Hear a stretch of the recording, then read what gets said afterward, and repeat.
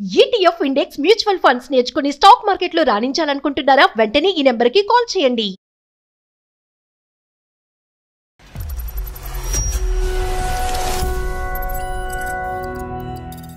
నమస్తే కళ్యాణ్ గారు. నమస్తే జయ గారు. కళ్యాణ్ గారు, ఒక 4 ఇళ్లలో పని చేసుకుంటే తప్ప రోజు గడవని ఒక ఆమె, తన పేరు శ్యామల. ఒక 4-5 రోజుల నుంచి కూడా వస్తూ ఉంది ఆఫీస్కి. నేను డైరెక్ట్గా కూడా మాట్లాడాను. తన సమస్య నాకు చెప్పుకుంది. తెలుసో తెలియకో ఒక తప్పు జరిగింది, అది వెంటాడుతోంది. తనకి ఏం చేయాలో అర్థం కావట్లా. ఇళ్ళల్లో పని చేసుకుంటారు. డైరెక్ట్గా మీరు ఇక్కడ ఉంటారేమో కలుద్దామని వచ్చేసింది తను. డాక్టర్ గారు ఇక్కడ ఉండరమ్మా అంటే, ఇట్లా అందమైన జీవితం ప్రోగ్రామ్ నేను చూస్తానమ్మా, ఈ ఎపిసోడ్ చూశాను, ఆ ఎపిసోడ్ చూస్తాను అన్నీ చెప్తా ఉంది. సరే నేనే ఫోన్ చేసి డాక్టర్ గారితో నీతో మాట్లాడిస్తానని చెప్పానండి. ఒకసారి మాట్లాడతానండి.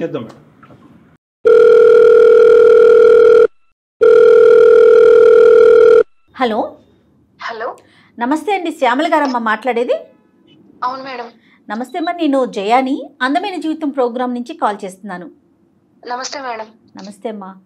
మొన్న వచ్చి మీరు మాట్లాడారు కదా, సో నేను డాక్టర్ గారితో మాట్లాడిస్తానని చెప్పాను. ఈరోజు డాక్టర్ గారు ఉన్నారు మనతో పాటు స్టూడియోలో. మరి ఒకసారి మాట్లాడతారా మీరు? మాట్లాడతాను మేడం. ఓకే అమ్మా, సరే. నమస్తే అమ్మా శ్యామల. నమస్తే సార్. నా పేరు డాక్టర్ కళ్యాణ్ చక్రవర్తి అమ్మా. చెప్పండి అమ్మా, ఏంటి సమస్య అమ్మా?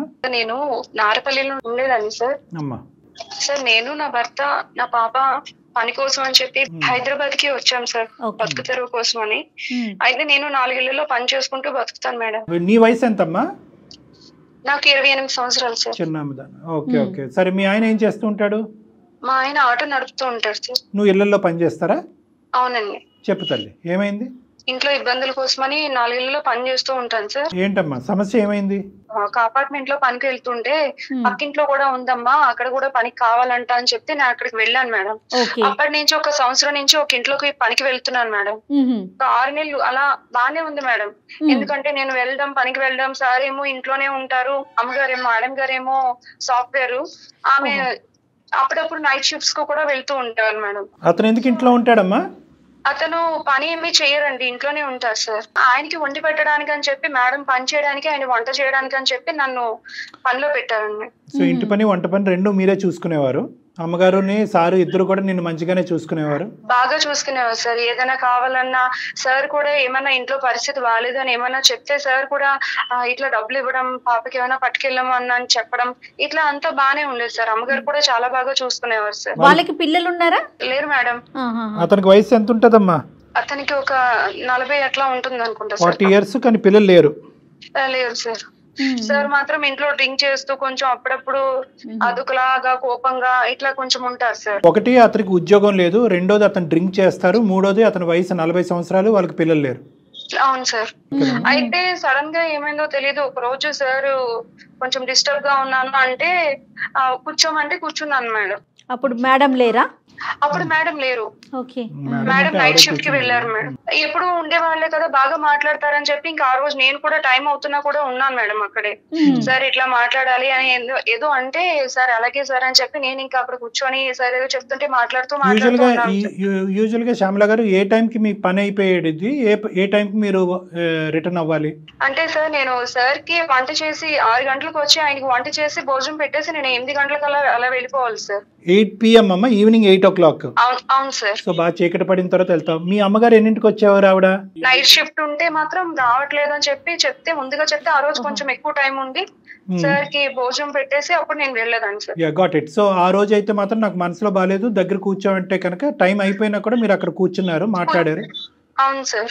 ఎక్కడ, హాల్లోనా వేరే చోట ఎక్కడనా? అక్కడే సార్, హాల్లోనే. భోజనం అయిపోయింది సార్, తిన్నారు, మాట్లాడాలి కూర్చోమ్మా అంటే కూర్చున్నాను సార్. నేను మంచిగా మాట్లాడుతూ ఉంటారు, ఎప్పుడు పిల్లల కోసం అని ఆలోచించి నా పాపకు అది ఇది ఇవ్వడం వల్ల నేను కూడా ఆయన మంచి వాళ్ళే అన్న ఉద్దేశంతో ఇంకా ఆ రోజు కొంచెం లేట్ అయినా కూడా ఉన్నాను సార్. నేను అక్కడే ఉన్న తర్వాత మాట్లాడుతూ నాకు మనసు ఏం బాగాలేదు అలా ఇలా అని చెప్పి కొంచెం తప్పుగా ప్రవర్తించడం మొదలు పెట్టారు మేడం. అంటే తప్పుడుగా ప్రవర్తించడం అంటే ఏంటి? అప్పుడు తాగి ఉన్నారా? మాత్రం డ్రింక్ చేసి ఉన్నారా? చేశారు సార్. అంటే ఇంకా ఏం జరిగిందమ్మా, అడగచ్చా మిమ్మల్ని? అంటే ఆయన ఒంటి మీద చేయడం అలా చేస్తున్నారు సార్. మరి మీకేమనిపించిందమ్మా? తప్పు అనిపించి మరి మీరు చెప్పాను సార్ రెసిస్ట్ చేయలేదా? నేను ఆపటానికి సార్ అదేంటి సార్ అలా చేస్తున్నారు, తప్పు సార్ ఇది అని చెప్పి అంటుంటే, లేదు కొంచెం అర్థం చేసుకో, నేను కొంచెం బాధలో ఉన్నాను అలా ఇలా అంటుంటే నేను ఎంతగానో ప్రయత్నించాను సార్. ఎంత ప్రయత్నించినా కూడా ఆయన వినిపించుకోలేదు సార్ ఆ రోజు. సో ఏదైతే జరగకూడదో జరిగిందా అమ్మా? జరిగిపోయింది సార్. ఆ తర్వాత నేను ఇంకా అక్కడి నుంచి వెళ్ళిపోయాను సార్. వెళ్ళిపోయి ఇంకా నేను తర్వాత రోజు పొద్దున కూడా రాలేదు సార్ పనికి.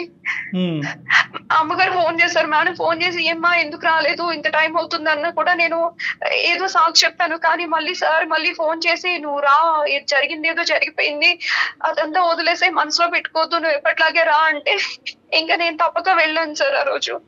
మరుసటి రోజు వెళ్ళాను. సార్ ఏమో మామూలుగానే ఉన్నారు, ఏమీ జరగనట్టు. మేడం ఏమో వెళ్ళిపోయారు. సార్ అంటున్నారు ఇంకా జరిగింది ఏదో జరిగిపోయింది, నువ్వు ఇదంతా మర్చిపో, ఎవరికి ఏమి చెప్పొద్దు అని చెప్పి మేడంకి అసలు చెప్పొద్దు అని అన్నారు సార్. మేడం చెప్పొద్దు అన్నారు, నిన్ను మనసులో తీసేయమన్నారు, ఏమీ లేనట్టే మాట్లాడుతున్నారు. అవును సార్, అసలు ఏమి జరగనట్టే మామూలుగానే ఉన్నారు సార్. క్షమాపణ అడగటం గానీ సారీ అని చెప్పడం గానీ ఇదేం లేదు. అంటే జరిగిపోయింది కదమ్మా, ఇంక జరిగిందని మార్చలేం కదా, ఇంక వదిలేసే ఇక్కడతో, ఇంకెవరికి చెప్పకు, తప్పైపోయిందిలే, ఇంకా నువ్వు ఇద్దరం కలిసి తప్పు చేశాం కదా అన్నట్టుగా మాట్లాడారు సార్ ఆయన. అదే అతను అవసరానికి ముందుకు వచ్చి నీ అవసరం కూడా తీరినట్టు మాట్లాడాడు. అవును సార్. సరే తర్వాత ఏమైందమ్మా? 1 month అయిన తర్వాత సార్ వెళ్ళిపోయారు. వెళ్లే ముందు నీకు ఇంత అమౌంట్ ఇస్తున్నాను, డబ్బులు ఇస్తున్నాను, నీకు ఖర్చులకు ఉంచుకొని పరిస్థితి బాగాలేదు కదా, నువ్వు ఈ విషయం ఇంకెవరికి చెప్పకు అని చెప్పి అన్ని డబ్బులు ఇచ్చారు సార్. ఏంటి శ్యామల, ఎక్కడికి వెళ్ళిపోయారు అంటే మేడం ఆయన జాబ్ కోసం వెళ్ళిపోయారు ఏంటి అనేది నాకైతే చెప్పలేదు మేడం, కానీ ఆయన మాత్రం ఇంట్లో ఉండకుండా వెళ్ళిపోయారు. అంటే మీ మేడంకి ఆయనకి ఏమన్నా మధ్య డిస్కషన్ కానీ అలాంటిది ఏమన్నా విన్నారా మీరు? అవుతుంది మేడం, వాళ్ళు రోజు తిట్టుకోవడం, ఇట్లా అరుచుకోవడం ఇలా జరుగుతుంది. అంటే సార్ ఏమో కోవిడ్ టైంలో ఏదో బిజినెస్ పెట్టి లాస్ అయిపోయారంట మేడం. ఓకే. అందుకని ఆయన ఇంట్లో ఉంటున్నారంట. దానికోసం వాళ్ళు ఎప్పుడూ మాట్లాడుకుంటూనే ఉంటారు. కానీ కొన్ని రోజుల నుంచి ఆయనకి ఆమెకి మధ్య గొడవ అన్నది కొంచెం పెద్దదిగా అయింది. మేడం గారు ఎప్పుడూ అరుస్తున్నారు, గట్టిగా గట్టిగా గట్టిగా అరుస్తున్నారు, నువ్వేం పని చేయట్లేదు, డబ్బులు ఎట్లా చేస్తున్నావు, అలా చేస్తున్నావు, ఇంట్లోనే ఉంటున్నావు అని మేడం అంటూ ఉన్నారు. ఇట్లా గొడవలు అవుతున్నాయి మేడం. కదమ్మా, ఇప్పుడు ఇతను వెళ్ళిపోతున్నట్టుగా నీకు తెలియదా? డబ్బులు ఇచ్చేసిన తర్వాత వాళ్ళు వెళ్ళిపోయారు. 2 లక్షలు ఇచ్చారు సార్. అబ్బా, ఎట్లా ఇచ్చారమ్మా? అకౌంట్ లో వేసారా, మీకు చేతికి ఇచ్చారా? చేతికి ఇచ్చారు మేడం. ఎందుకని అడిగావమ్మా? అడిగాను సార్, ఎందుకు సార్ ఇంత డబ్బులు ఇస్తున్నారు అంటే, లేదు నువ్వు ఇబ్బందుల్లో ఉన్నావు కదా అని చెప్పి అన్నారు సార్. నువ్వేమీ ఆశపడలే డబ్బుల గురించి? లేదు సార్, అతనే ఇచ్చారు. అంటే తెలియదు కదా డాక్టర్ గారు. ఓకే, ఈ సంఘటన జరగడానికి డబ్బులు ఇవ్వడానికి మధ్యలో గ్యాప్ ఎంత ఉంది? జరగడానికి మధ్య ఒక 1 month ఉంటుంది సార్. 1 month తర్వాత ఎందుకు ఇతను వెంటనే ఇవ్వలేకపోయాడు? ఇప్పుడు యూజువల్ గా ఏంటంటే ఇది కప్పిపుచ్చేసేయి, ఇది బయట ప్రపంచానికి తెలియకూడదు, లేదంటే నేను చేసిన తప్పుకి నేను డబ్బు ద్వారా తీరుస్తున్నాను నువ్వు అనుకోవద్దు అని చెప్పి కొద్ది గొప్ప పెడతారు. మరి 2 లక్షలు పెట్టాడు, కానీ 1 నెల రోజుల వరకు గ్యాప్ ఎందుకు వచ్చింది? నాకేం తెలియదు సార్. 2 లక్షలు ఇచ్చి నువ్వు ఎవరికి చెప్పకు, మేడం గారికి కూడా చెప్పొద్దు అని చెప్పారు సార్. ఈ 1 month లో మళ్ళీ అతను నీ దగ్గర రావటం గానీ నీతో ఇంకో తప్పుడుగా ప్రవర్తించడం కానీ చేయలేదు. సో ఒక్కసారే జరిగింది. నువ్వు పని అయితే కంటిన్యూ అవుతున్నావు, అతను ఎందుకో తెలియదు నీకు చేతుల్లో డబ్బులు పెట్టి అక్కడి నుంచి మాయమయ్యాడు. మేడం అయితే మామూలుగానే ఉందండి, బానే ఉన్నారు మేడం. పని మానేస్తే డబ్బులు రావు కదా మేడం, అందుకని నేను పనికి వెళ్ళిపోతూనే అమ్మగారు డబ్బులు ఇస్తూ ఇలా బానే ఉన్నాం మేడం. అంటే మేడం కి తెలిసి ఇతను వెళ్ళిపోయాడా అనేది జయ గారి డౌట్. అది ఇది ఎవరికి తెలియదు కదా మూడో కంటికి? లేదు sir. Right, okay, carry on అమ్మా. తర్వాత ఏమైందమ్మా? సార్ వెళ్ళిపోయిన తర్వాత మేడం గారు ఉన్నారని నేను పనికి ఎప్పుడూ వస్తూ వెళ్తూ ఉండేదాన్ని సార్. కాకపోతే తర్వాత నుంచి సార్ మేడం గారు ఫోన్ లో మాట్లాడడం, డబ్బులు మిస్ అయిపోయడం, ఇట్లా ఎవరితోనో కొంచెం గట్టిగా మాట్లాడడం, ఇవన్నీ నేను పని చేస్తున్నప్పుడు వినిపించే మేడం. డబ్బులు మిస్ అయినాయి. ఓకే, ఏమాత్రం మిస్ అయినది ఏమో తెలిసిందమ్మా? అంటే ఇంట్లో 6 లక్షల వరకు కనిపించట్లేదు అని చెప్పి మేడం గారు అంటూ ఉండేవారు సార్. నీకు ఇచ్చింది ఎంతమ్మా అతను? నాకు 2 లక్షలు ఇచ్చారు సార్. సో 2 + 4 టోటల్ 6 మిస్సింగ్ ఇంట్లో. అవును సార్. మరి అనుమానం ఎవరి మీద వచ్చింది ఆ మేడం గారికి? మేడం గారికి సార్ అడుగుంటారండి. అడిగితే సార్ ఏమో తీయలేదన్నారు, ఏమన్నారో మరి గట్టిగా ఫోన్ లో మాత్రం మాట్లాడుతూ ఉండేవారు సార్. నేను ఆ ఫోన్ విని సార్ ఇలా మేడం గారు అంటున్నారు, డబ్బులు కనిపించట్లేదు అంటున్నారు, ఏంటి సార్ నాకు చాలా భయంగా ఉంది అని చెప్పి నేను ఆయనకి ఫోన్ చేస్తుంటే, అదంతా నీకు అనవసరం, నేను వెళ్ళిపోమని చెప్పాను కదా, నేను పని మానేయమని చెప్పాను కదా, నువ్వు ఎందుకు చేస్తున్నావు అని చెప్పి సార్ నా మీద కోపడుతున్నారు సార్. నేను ఫోన్ చేస్తున్నా కూడా ఫోన్ లిఫ్ట్ చేయట్లేదు సార్. అప్పుడప్పుడు ఫోన్ చేసినా సార్ ఇది పరిస్థితి అని చెప్పినా కూడా కట్ చేసేస్తున్నారు సార్ ఫోన్. నాకేమీ తెలీదు అనేటటువంటి విధంగా అతను సేఫ్ సైడ్ వెళ్ళిపోయాడు అతను. అవును సార్. ఓకే. తర్వాత మేడం గారు, నేను సార్ తో మాట్లాడాక మేడం గారు కూడా అందరిని అడిగిన తర్వాత సార్ లేరు, ఇంకా నా మీదే మేడం గారికి అనుమానం వచ్చి నన్ను అడిగారు, నన్ను కొట్టారు కూడా మేడం. నేను తీయలేదు మేడం అని చెప్పాను మేడం. అయినా సరే మేడం వినకుండా నా మీద కంప్లైంట్ ఇచ్చారు మేడం, పోలీస్ కంప్లైంట్. అక్కడి వరకు వెళ్ళిందమ్మా. ఓకే, తర్వాత ఏమైందమ్మా? తర్వాత పోలీస్ వాళ్ళు వచ్చారండి. పోలీస్ వాళ్ళు వచ్చి నన్ను అడుగుతున్నారు, నువ్వు తీసావంటే కదా, నువ్వు అక్కడ పని చేస్తున్నావు అంటే కదా, డబ్బులు మిస్ అయ్యాయంట, ఇలా అని చెప్పి అడుగుతున్నారండి. నువ్వేం చేసావమ్మా డబ్బుల్ని శ్యామల? ఆ డబ్బులు నేను నా భర్తకి ఇచ్చాను మేడం. మా అమ్మ వాళ్ళు ఇచ్చారు అని చెప్పి నేను అతనికి డబ్బులు ఇచ్చాను మేడం. సో నీ డబ్బులు కూడా మీ హస్బెండ్ యొక్క బ్రతుకు తెరువు గురించి ఇచ్చావు. అతను ఆటో కొనుక్కున్నాడు, ఆటో నడుపుతున్నాడు. ఆటో ఉండేదండి ముందు, ఆటో అమ్మేసి తర్వాత కార్ తీసుకున్నారు సార్. క్యాబ్ నడుపుతారు కదా సార్, అలా కార్ తీసుకొని కార్ నడపడానికి. మీలాంటి కుటుంబానికి 2 లక్షలు అంటే చాలా ఎక్కువ. మరి మీ హస్బెండ్ కి ఆ డబ్బులు ఇచ్చినప్పుడు అతను ఆశ్చర్యపడలేదు? ఇదేంటి ఎప్పుడు లేదు మీ అడిగారు సార్, ఇంత డబ్బులు మనకి ఎక్కడవే, నీకెక్కడి నుంచి వచ్చాయి, నువ్వు పాచి పని చేసుకునేదాన్ని, నీకు ఇంత డబ్బులు ఎక్కడే అని అడిగారు సార్. మీ అమ్మ ఇచ్చిందని చెప్పా? అవును సార్, అమ్మ దగ్గర ఉన్నవి అమ్మాయి నాకు ఇచ్చింది, అమ్మ వాళ్ళు ఇచ్చారు అని చెప్తే ఇంకా ఆయన ఇంకేం అనలేదు సార్. అప్పుడు మీ అమ్మగారిని ఎంక్వైరీ చేయలేదు? ఏం అత్తమ్మ థ్యాంక్స్ 2 లక్షలు ఇచ్చారు థ్యాంక్ యూ అని ఏదో ఒకటి చెప్తారు కదా యూజువల్ గా. ఎలాగ అతను రాగానే 2 lakhs తీసుకుని జోబులో పెట్టుకున్నాడు? ఇది మీ అమ్మగారు అప్పుడప్పుడు ఇలా ఇస్తూ ఉంటారా మీ కుటుంబానికి? అమ్మ దగ్గర చిట్టీలు వేసాను, డబ్బులు దాచాను అని చెప్పాను సార్. సో మీ భర్త అయితే మంచోడేనమ్మా? మంచివారే సార్. అతనికి అలవాట్లు ఏమీ లేదు, ఆటో కొనుక్కున్నాడు, అతను కార్. ఓకే, అదే హ్యాపీగా నడుపుకుంటున్నాడు. పోలీసులు ఎంక్వైరీలో ఏం తేలిందమ్మా? నిన్నే ఎంక్వైరీ చేశారా, మీ ఆయన కూడా ఎంక్వైరీ చేశారా? అప్పుడు ఇంటికి కూడా వచ్చారు సార్. ఇంటికి వచ్చి అడిగారు సార్, ఎక్కడి నుంచి వచ్చాయి, ఇదేంటి పోలీసు వస్తున్నారు మన ఇంటికి, నువ్వేమో మీ అమ్మగారు ఇచ్చారని చెప్పావు డబ్బులు, ఇప్పుడు ఇదేంటి అని చెప్పి అడిగారు సార్. కాదమ్మా, ఇప్పుడు ఫైనల్ గా పోలీసులు ఎటువంటి ఆలోచనతో బయటకు వెళ్ళారమ్మా? వాళ్ళని నువ్వు జస్టిఫై చేయగలిగావా, సాటిస్ఫై చేసావా? నువ్వు వాళ్ళకి చెప్పినటువంటి మాటని మీ భర్త నమ్మారా? పోలీసులు అదే చెప్పాను, నా భర్త కూడా అదే నమ్మారు. పోలీసులు వాళ్ళు కూడా నమ్మేసి వెళ్ళిపోయారు సార్. మళ్ళీ వస్తా అన్నారా? అంటే ఎంక్వైరీ నడుస్తుందా? అంటే మళ్ళీ ఎంక్వైరీకి వస్తాము, వస్తే మాకేమన్నా డౌట్ వస్తే మళ్ళీ వస్తామని చెప్పి వెళ్ళిపోయారు సార్. ఇంకా చిన్న మొత్తం కాదు మేడం. ప్లస్ ఏంటంటే ఇలా పోయిన సందర్భాల్లో ఏదో ఇప్పుడు ఈ అమ్మాయి ఎక్కడ చిట్టీలు వేసింది, అంత వేసింది, ఇవన్నీ వాళ్ళు ఎంక్వైరీ చేస్తారు. అంతే కదా, మరి డిపార్ట్మెంట్ పని డిపార్ట్మెంట్ చేయాలి కదా. మరి ఇప్పుడు ఏంటమ్మా, మరి అతనికి ఫోన్ చేసావా నువ్వు? పోలీసులు వచ్చి వెళ్ళిన వెంటనే నేను మళ్ళీ సార్ కి ఫోన్ చేశానండి. సార్ కి ఫోన్ చేస్తే సార్ ఫోన్ లిఫ్ట్ చేసి, నీకు ఎన్నిసార్లు చెప్పాను నీకు ఫోన్ చేయొద్దని చెప్పాను కదా, నేను పని మానేమన్నాను, ఇదే మాట మాట్లాడుతున్నారు మేడం. నేను పోలీసులు వచ్చారండి, మేడం గారు ఇలా నా మీద పోలీస్ కంప్లైంట్ ఇచ్చారని కూడా చెప్పాను సార్. చెప్పాను మేడం. నేను రికార్డ్ చేయవలసింది అలాంటి మాటలు, ఇలాంటి వాళ్ళని డాక్టర్ గారు అన్నట్లుగా రికార్డ్ చేయాలి. చేస్తే అసలు ఆడి తాట తీసుకుండేవాళ్ళం కదమ్మా. నువ్వు ఏమైనా చదువుకున్నావా? Intermediate discontinue sir. శుభ్రంగా ఏ ఉద్యోగం చేసుకుంటేది. సరేలే, మమ్మల్ని ఏ విధంగా హెల్ప్ చేయమంటావు? మరి పోలీసులు వచ్చే లోపు ఏదో ఒకటి జరగాలి, లేదంటే నీ మీద అరెస్ట్ వారెంట్ ఇష్యూ అవుతుంది, నువ్వు జైల్లోకి వెళ్ళే అవకాశం ఉంటది. నీ సమస్య ఏంటి? నీ డైలమా ఏంటి? భయపడకు ఏడవద్దు, చెప్పమ్మా. ఇప్పుడు నా పరిస్థితి నాకు అర్థం కావట్లేదు సార్. నా భర్త చూస్తే నేను చేసిన తప్ప ఆయనకి చెప్పలేను. ఆ డబ్బులు ఎందుకు వచ్చాయని పోలీసులు, ఎక్కడి నుంచి వచ్చాయని పోలీసులు అడుగుతున్నారు. ఆ డబ్బుల కోసం మాట్లాడదామంటే సార్ ఏమో ఫోన్ లిఫ్ట్ చేయకుండా ఆయన ఫోన్ కట్ చేసేస్తున్నారు, ఎక్కడికో వెళ్ళిపోయారు, ఎక్కడికి వెళ్ళారో కూడా తెలియదు సార్. ఇప్పుడు నా పరిస్థితి ఏంటో నాకు అర్థం కావట్లేదు సార్. నేను ఒకరికి చెప్పుకునే పరిస్థితి కాదు సార్. నేను ముందు నువ్వు వెనకతలు గోయి, ఒప్పుకుంటే ఒక సమస్య, ఒప్పుకోకపోతే ఒక సమస్య. అవును సార్, ఇంకా నేను చచ్చిపోవడం తప్ప నాకు వేరే అవకాశం లేదు మేడం. ఒక డాక్టర్గా ఒక అనుభవం ఉన్న వ్యక్తిగా నేను చెప్పేది ఏంటంటే, ఆడపిల్లలు మీరు ఏ పని గురించి అయితే నువ్వు చదువుకున్నటువంటి అమ్మాయి ఒక ఇంట్లోకి వెళ్తున్నావు, అక్కడ ఏంటంటే ఒక తాగేటటువంటి వ్యక్తి, పని చేయనటువంటి వ్యక్తి, భార్యతో పిల్లలకు అన్నటువంటి వ్యక్తి ఉదయం నుంచి సాయంకాలం వరకు ఖాళీగా ఉన్నాడు.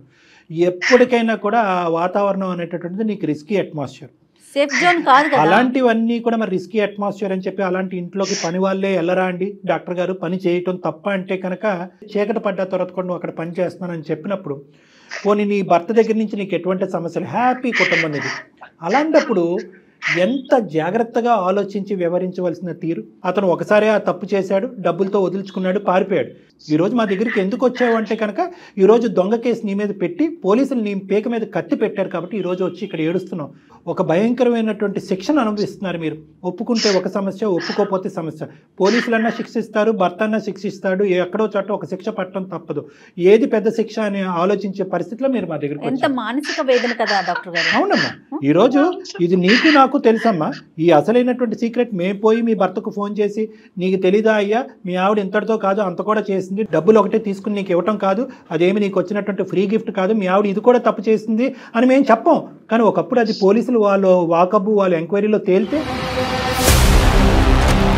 అసలు నీ జీవితం ఏమవుతుంది? 2 లక్షలు ఎక్కడ, నీ జీవితం, నీ సంసార జీవితం ఎక్కడ, నీ పిల్లల భవిష్యత్తు ఏంటి? ఇవన్నీ ఆలోచించడం అమ్మా. బలహీనటువంటి క్షణం అంటారు. ఒక ఓనర్గా ఉండేటటువంటి వ్యక్తి అతను మనసు బాగాలేకపోవటం ఏంటి, అతను తాగి నీమే చెయ్యటం ఏంటి, తాగని నువ్వు అతను కోఆపరేట్ చేయటం ఏంటి? నువ్వు కూడా ఏదో తాగున్నావు అంటే కనుక ఇంకో విధంగా ఆలోచించవచ్చు. చక్కగా ప్రయాణం చేస్తూ సంసార జీవితం నడుపుతున్నటువంటి నీకేం ప్రాబ్లం చెప్పు. ఇది కూడా నేను ఎందుకు చెప్తున్నాను అంటే కనుక చూసేటటువంటి ప్రేక్షకులలో ఇలాంటిది ఏమి ఉండదులే, ఫైనల్గా వచ్చేటటువంటి పరిణామాన్ని ఏదో తర్వాత చూసుకుందాం అని చెప్పి మన కర్తవ్యాన్ని మన గమ్యాన్ని మర్చిపోయి తాత్కాలికంగా ఇలా డైవర్ట్ అవుతే కనుక జీవితాలు ఇలా నాశనం అవుతామని చెప్పడం గురించి నేను చిన్న సందేశం ఇస్తున్నాను. కానీ ఈరోజు మన ముందుండే సమస్య ఏంటంటే ఆకాష్ గారు 2 లక్షలు ఇచ్చేసి గుట్టు చప్పుడు కాకుండా అతను ఏదో చేసుకుంటూ జీవితంలో హ్యాపీగా అతను ఉన్నాడు. అతని భార్యతో అతని జీవితం ఎలా ఉందన్నది మనకు అర్థమైంది. ఇప్పుడు నీ జీవితం నీ భర్తతో ఆగమ్య గోచరంగా మారిపోయే పరిస్థితి ఏర్పడింది. సో దీన్ని మేము లెక్క తేల్చాలి, అంతే కదమ్మా? ఏం చేద్దాం కళ్యాణ్ గారు? అతనికి ఫోన్ చేయాలి మేడం. అమ్మా శ్యామల, ఒక చిన్న ట్రిక్ ప్లే చేద్దాం అమ్మా, తప్పదు, ముళ్ళుతోనే తీయాలి. సో నువ్వు అతనికి ఫోన్ కలుపు, మేము మొత్తం ఈ కాన్వర్జేషన్ అంతా రికార్డ్ చేస్తాము. మేము బ్యాక్గ్రౌండ్లో ఉన్నట్టుగా ఏమాత్రం చెప్పొద్దు అతనికి, ఓకే? నువ్వు న్యాచురల్గా ఇంతకుముందు ఎలాగైతే అతనితో మాట్లాడుకుని బతుమాలుకుని వామాలుకుని ఏమండి నన్ను బయటకు వేయండి, నేను ఈ పరిస్థితిలో ఉన్నాను అని మాట్లాడేటటువంటి మాటలు ఏవైతే ఉన్నాయో న్యాచురల్గా మాట్లాడు. అతను ఏమంటాడు అనేది మనం రికార్డ్ చేద్దాం. ఒకప్పుడు అతను మెట్టు దిగి వస్తే సరే, లేదంటే లేనటువంటి పక్షంలో ఇది మనం ఎవిడెన్స్ కింద వాడుకుని అతన్ని శిక్షించవచ్చు. ఒకసారి కాల్ చేయమని.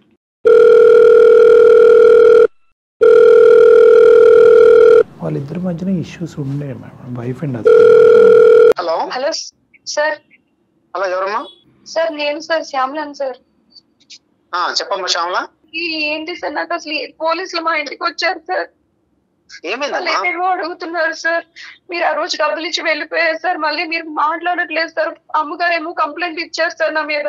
దేని గురించి? ఎవరు దేనికి కంప్లైంట్ ఇచ్చారు?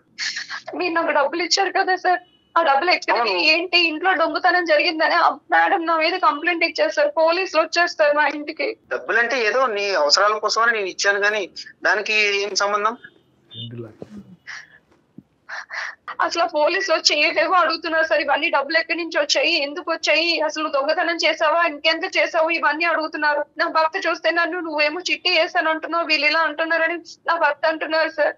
నాకు సంబంధం లేదమ్మా, ఏదో డబ్బులు నీ అవసరం కోసం ఇచ్చాను, నాకెందుకు ఫోన్ చేస్తున్నావు? ఫోన్ చేయొద్దంటే ఎలా సార్? నా పరిస్థితి అర్థం చేసుకోండి సార్. నన్ను జైల్లో పెడతాను అంటున్నారు సార్. నా పరిస్థితి చూడండి సార్, నా చిన్న పాప ఉంది, నా భర్త, నా జీవితం నాశనం అయిపోయేలా ఉంది సార్. అవునమ్మా, గమని నాకేం చెప్తున్నావు? నా మీద దొంగతనం మోపలేదు సార్, నేను అసలు డబ్బులు తీయలేదు కదా సార్, మీరు ఇచ్చారు సార్. మీరు చెప్పండి సార్, మీరు ఇచ్చారని చెప్పండి సార్. నన్ను జైల్లో పెడతాను అంటున్నారు సార్. నాకు ఆ విషయాలని చెప్పొద్దమ్మా, నేను చాలా బిజీలో ఉన్నాను, నేను ఇక్కడ వర్క్ లో. ఏంటమ్మా నన్ను సతాయిస్తావు? అప్పుడు ఏదో నీ అవసరం కోసం అనేది డబ్బులు ఇచ్చాను, ఇప్పుడు నేను అదే జరిగిందని నా తప్పు అంటావేంటి? సార్ ఆ రోజు జరిగింది కదా సార్, మీ వల్లనే కదా సార్ అదే. ఇప్పుడు ఏమి తెలియనట్టు వదిలేమంటే ఎలా అవుతుంది సార్ ఇదంతానా? నా వల్ల ఏం జరగలేదమ్మా, ఏదో చూసాను, ఆలోచించాను, నువ్వు కోఆపరేషన్ చేసేది జరిగింది అయిపోయింది అంతే. నన్ను ఎందుకు అడుగుతున్నావు? నేనే డిప్రెషన్ లో నేను బయటకు వచ్చాను, నా వర్క్ లో ఉన్నాను ఇక్కడ.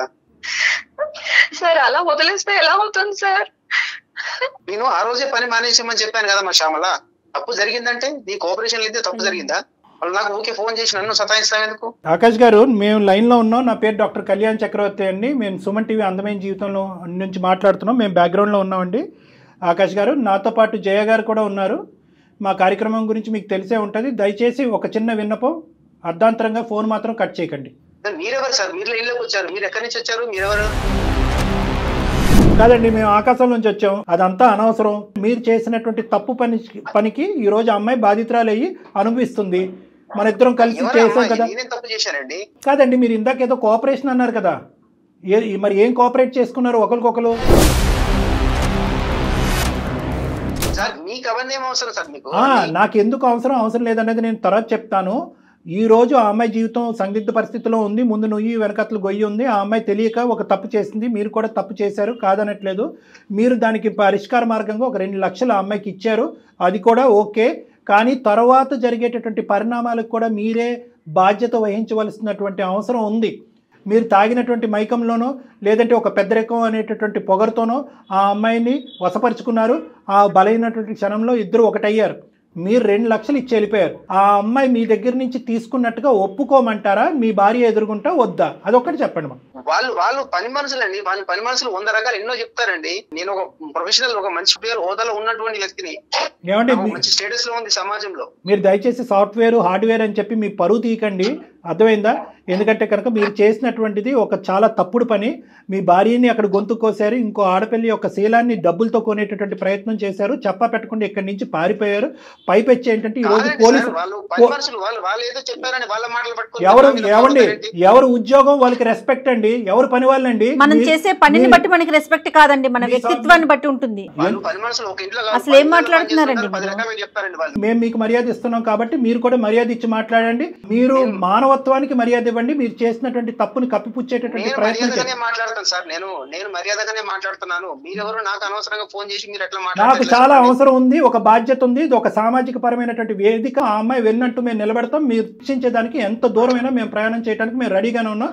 దయచేసి మీరు మర్యాద ఇచ్చి మాట్లాడితే మేము మర్యాదగా మాట్లాడతాం. మీరెవరు అనేటటువంటి హక్కు మీకు లేదు. మీరు తప్పు చేశారు, తప్పును కప్పిపుచ్చుకోవటానికి 2 లక్షలతో అమ్మాయిని కొనేటటువంటి ప్రయత్నం చేశారు. ఈరోజు ఆ అమ్మాయి మెడ చుట్టూరుని ఉరితాడు బిగుసుకుంది. ఈరోజు సమాజంలో ముందుకొచ్చి ఒప్పుకుంటే దొంగతనం అవుతుంది, ఒప్పుకోకపోతే ఒక సమస్య అవుతుంది. అందుగురించి నేను మిమ్మల్ని ఒక ప్రశ్న అడిగాను. డబ్బులు ఇచ్చింది మీ ఆయనే, నన్ను ఇలా వాడుకున్నందుకు డబ్బులు ఇచ్చాడు అని చెప్పి ఈరోజు కాన్ఫరెన్స్ కాల్ మీ భార్య కలిపి మాట్లాడదామా? అవన్నీ మీకేం అవసరం సార్? మళ్ళీ పదే ఆ మాట ఏంటండి? మీడియా తరపున మాట్లాడుతున్నాం మేము. ఒక డాక్టర్ గారు, ఆయన ఒక ప్రొఫెషనల్ లో ఉన్నారు. ఏం మాట్లాడుతున్నారు మీరు? ఉద్యోగాన్ని బట్టి మన వ్యక్తిత్వాలు ఉండవండి. ఉద్యోగం అంత చదువుకున్నారు, మీరు చేసిన పని ఏంటి? మీరేం పని చేశారు? దయచేసి వినండి, మీకు ఒకే ఒక మాట చెప్తున్నాను. మీరు ఆ అమ్మాయితో తప్పు చేశారా లేదా? తప్పు చేయడం అనేది కామన్ అండి. కామనా అన్కామనా అనేది నా ప్రశ్న కాదు. తప్పు చేశారా లేదా అనేది నా ప్రశ్న. మీరు ఆ అమ్మాయితో తాగినటువంటి మైకంలో తాగినటువంటి మైకంలో ఉండండి, తప్పు చేశారా లేదా? ఆ తప్పును కప్పిపుచ్చుకోవటానికి 2 లక్షలు ఆ అమ్మాయికి ఇచ్చి వెళ్ళారా లేదా? ఏం ఆపద ఉందని చెప్పిందండి? ఏం ఆపదని చెప్పండి. శ్యామల, నువ్వేం చెప్పావమ్మా? ఆపదలో ఉన్నానని చెప్పావా ఆయనకి? అసలు జరిగింది చెప్పు ఒకసారి. నువ్వు అతనికి సుఖాన్ని ఇచ్చి డబ్బులు తీసుకుని వెళ్ళినట్టుగా మాట్లాడుతున్నాడు అతను. ఏం అవసరం ఉందని చెప్పిందండి? ఎందుకు మీరు పడుకోకముందు 2 లక్షలు ఇవ్వచ్చు కదా? ఆ అమ్మాయికి అవసరం ఉంటే పడుకున్న తర్వాత ఎందుకు ఇచ్చారు 2 లక్షలు? మీరు బ్లైండ్ గా మీరు మాట్లాడేదే కరెక్ట్ అనుకోమాకండి. ఇక్కడ అన్ని రికార్డ్స్ అవుతున్నాయి. 2 లక్షలు ఆ అమ్మాయి అవసరానికి ఇచ్చాను అని అంటున్నారు ఆకాష్ గారు. ఆ అమ్మాయి అవసరానికి ఇంకో మాట అడుగుతుంది. దయచేసి ఆ అమ్మాయికి జీవన భిక్ష పోయండి, ఆ అమ్మాయి సంసార భిక్ష పోయండి. ఈరోజు భర్త ఒక అనుమానంతో చూస్తున్నాడు, పోలీసులు ఒక అనుమానంతో చూస్తున్నాడు, మీ ఇంటి ఆవిడ ఆ అమ్మాయిని ఒక అనుమానంతో చూస్తుంది. ఆ అమ్మాయిని ఈ రోజు ఇలా బతకనివ్వరు. డబ్బులతో సహాయపడటం అనేటటువంటిది గొప్ప కాదండి.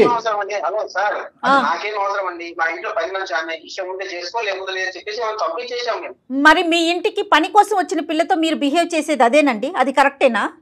పని అమ్మాయిని ఒంటి పనికి వాడుకున్నారు, ఇంటి పని వంట పని కాకుండా ఒంటి పనికి వాడుకున్నారు మీరు. మరి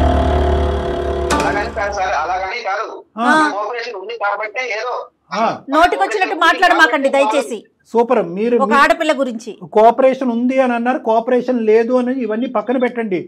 మీరు ఈ రోజు మీ ఇంట్లోంచి 6 లక్షల రూపాయలు తీసుకెళ్లారు, అవునా కాదా? మొత్తం ఈ అమ్మాయి మీద మొత్తం 6 లక్షలు దొంగతనం చేసిన, 2 లక్షలు కాదు 6 లక్షలు దొంగతనం చేసినట్టుగా ఈ అమ్మాయి మీద ఇప్పుడు ఉండేటటువంటి అభియోగం. కాదు డాక్టర్ గారు, అసలు అట్లా నోటికి వచ్చినట్టు మాట్లాడతాడు ఏంటండి అమ్మాయిని పట్టుకొని? తాట తీసేవాళ్ళగా కాదు, అదే ఎదురుగుంటూ ఉంటే కనుక ఇంకో విధంగా ఉండేది ఈ సమస్యకి పరిష్కారం. మీరు ఎక్కడో ఉండి ఎక్కడున్నారో తెలియకుండా దొంగచాటును పారిపోయి అక్కడెక్కడో మీ ఆవిడ యొక్క డబ్బులు దొంగతనం చేసి వాటితో మీరు సుఖాలు అనిపిస్తున్నారు కదా ఈరోజు. అందుగురించి మీరు ఇలా మాట్లాడుతున్నారు. ఏం చేద్దాం కళ్యాణ్ గారు, ఇది కరెక్ట్ కాదండి అసలు.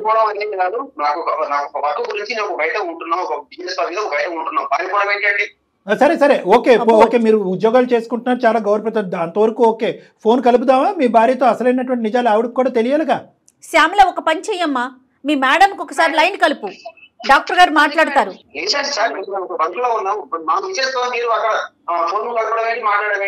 సరే ఓకే, ఫోన్ కలపం, ఎలా పరిష్కరిద్దాం చెప్పండి.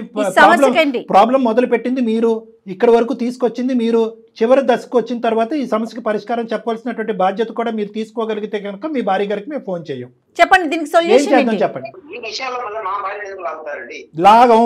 లాగము ఎందుకంటే ఆవిడ లాగితే కనుక ఇంకా వేరే జీవితాలు కూడా ముడిపడి ఉన్నాయి కాబట్టి లాగము. మీరు ఎలా సమస్యకు పరిష్కారం చెప్తారో అదొకటి చెప్పండి అంతే. మాకు శ్యామలకు న్యాయం జరగాల్సిందేనండి, అట్లా ఊరుకునేదే లేదు, ఆ పిల్లకి న్యాయం జరగాలి. ఆకాష్, సమస్య మొదలుపెట్టింది మీరు, ఓకే. ఆ అమ్మాయిని కూడా ఇంతకు ముందు ఈ ఫోన్ కలప ముందు కూడా ఆ అమ్మాయికి కూడా బుద్ధి చెప్పేటటువంటి ప్రయత్నం చేశాం. నువ్వు ఇంటి పని వంట పనికి వెళ్ళిన దానివి నువ్వు ఆ పని చేయవలసినటువంటి అవసరం ఏంటి? గౌరవ మర్యాద అనేటటువంటిది ఓనర్ గారికి ఇవ్వచ్చు, కానీ అంత మర్యాద ఇవ్వాల్సినటువంటి అవసరం లేదు.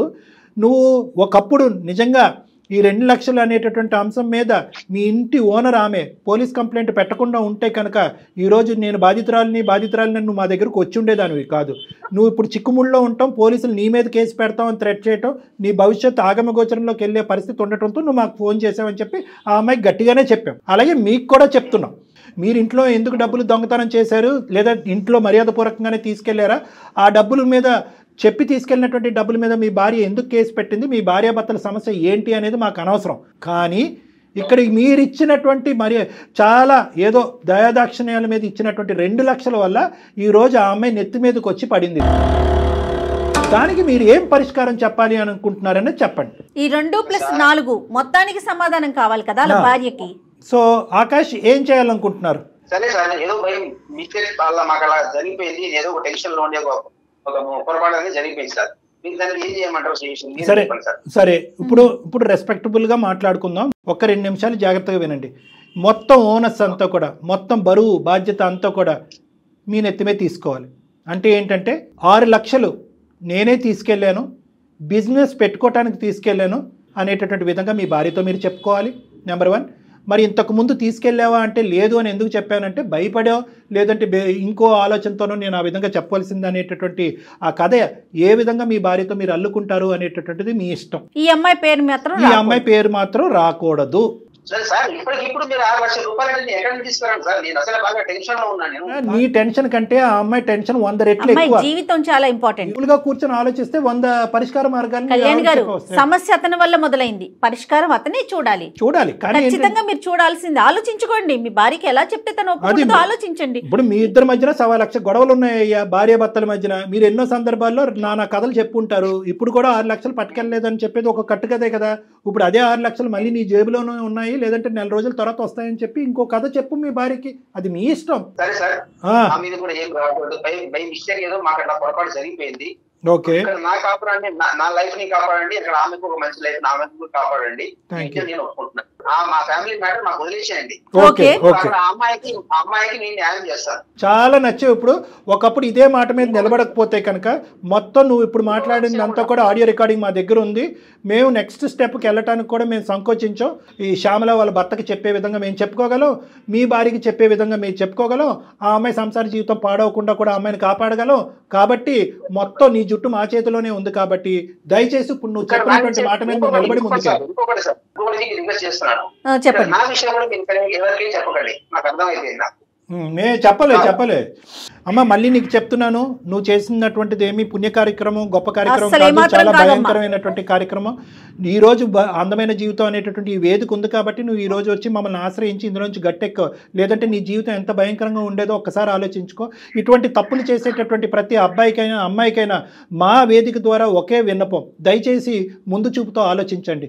ఇక్కడ అయిపోయింది కదా, తర్వాత పరిణామాలు తర్వాత చూసుకుందాము, నిదానంగా జారుకుందాం అనేటటువంటి ఆలోచన ఉండకూడదు. ఎందుకంటే కర్మ సిద్ధాంతం నమ్మేటటువంటి వాళ్ళు కర్మ అనేటటువంటిది ఇంకో జన్మలో ఉండదు, ఆ శిక్ష అనేటటువంటిది ఇప్పుడే పడుతుంది. అదే నువ్వు ఈ రోజు అనుభవిస్తున్నావు. అదృష్టం కొలిది మేము ఇంటర్వ్యూ అవటం వల్ల నీ పరిష్కారం సద్గుణంగా అయింది.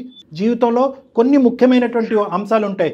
అవి ఏంటంటే కుటుంబం, ఉద్యోగం, పిల్లల యొక్క భవిష్యత్తు, ఇలాంటి అంశాలన్నీ కూడా ఒకే ఒక తప్పుతో అన్ని గాలికి ఆవిరైపోయేటటువంటి అవకాశం ఉంటుంది. నీది కూడా అదే పరిస్థితి. అర్థమైందమ్మా? అర్థమైంది సార్. Right, okay. వేసే ప్రతి అడుగు చాలా జాగ్రత్తగా వేయాలమ్మా, ఓకేనా? Okay madam. అయిపోయింది, మేడం, వదిలేసే ఒక అమ్మా. నిజంగా ఈ అందమైన జీవితం ద్వారా నా జీవితానికి ఒక అర్థం తెలుస్తుంది మేడం. లేకపోతే పరిస్థితి ఏమైపోతుందో కూడా నాకు తెలిసేది కాదు మేడం. రైట్ మేడం, ఓకే అమ్మా. ఓకేనమ్మా. ఇంకా అక్కడ ఆవిడకి ఎప్పుడైతే అప్పుడు ఆవిడకి డబ్బులు అందుతాయో, లేదంటే వీళ్ళిద్దరు భార్యాభర్తలు మాట్లాడుకుంటారో, ఆవిడ ఖచ్చితంగా కేసు వాపస్ తీసుకుంటుంది. లేదంటే ఒకప్పుడు అవసరమైతే కనుక మేము కూడా ఇంటర్వ్యూని అవుతాం, ఆవిడతో కూడా చెప్తాము, దయచేసి మీరు చూసుకోండి, ఆ అమ్మాయి ఎవరినో ఇరికించే ప్రయత్నం చేస్తున్నారంటే ఆ అమ్మాయిని ఇరికించొద్దని చెప్పి మీ ఓనర్ అమ్మకు కూడా మేము చెప్పుకునే ప్రయత్నం చేస్తాం అమ్మా. ఓకేనా? రైట్. ఆవిడ కేసు ఓకే అండి, రైట్ అండి. ఓకేనమ్మా శ్యామల. రైట్, ఓకే అతనికి అర్థమైంది కళ్యాణ్ గారు. మేడం, శ్యామల దగ్గర నుంచి 2 things. శ్యామల దగ్గర నుంచి అతను నెంబర్ తీసుకోవాలి. ఈ రోజు ఇలా మాట్లాడినటువంటి వ్యక్తి రేపు ప్లేట్ ఫిరాయించడం అనేది మనకు నమ్మకం లేదు. ఎందుకంటే అతను ప్లాన్ బి, ప్లాన్ సి ఏవో రకరకాల ఆలోచిస్తూ ఉంటాడు. ఫోన్ పెట్టిన తర్వాత మనం ఫోన్ పెట్టేంత వరకే అతను మాట్లాడు. కాబట్టి అతని నెంబర్ కూడా మనం తీసుకోవాలి. ఇంకా శ్యామల యొక్క కథ కంచికి చేరినట్టు కాదు. ఎందుకంటే మనం నెక్స్ట్ స్టేజ్లో కూడా, అంటే ఆ అమ్మాయి మీద పడినటువంటి కేసు కూడా వాపస్ తీసుకునేంత వరకు మన పోరాటం అనేది కొనసాగాలి. తనకి మనం సపోర్ట్ చేయాలి. కానీ మీరు పదే పదే చెప్తా ఉన్నారు చూడండి, ఆడపిల్లలైనా మగపిల్లలైనా మనం ఏం చేసిన ప్రతి క్షణం కూడా మెలకువతో, జాగరూకతో, అంటే దానివల్ల ఇబ్బంది మనకి కలగకూడదు, మన కుటుంబ సభ్యులకి కలగకుండా ముందుకు వెళ్ళాలి కదండి. అవునమ్మా. రైట్ అండి. Thank you so much Kalyan గారు. నమస్తే.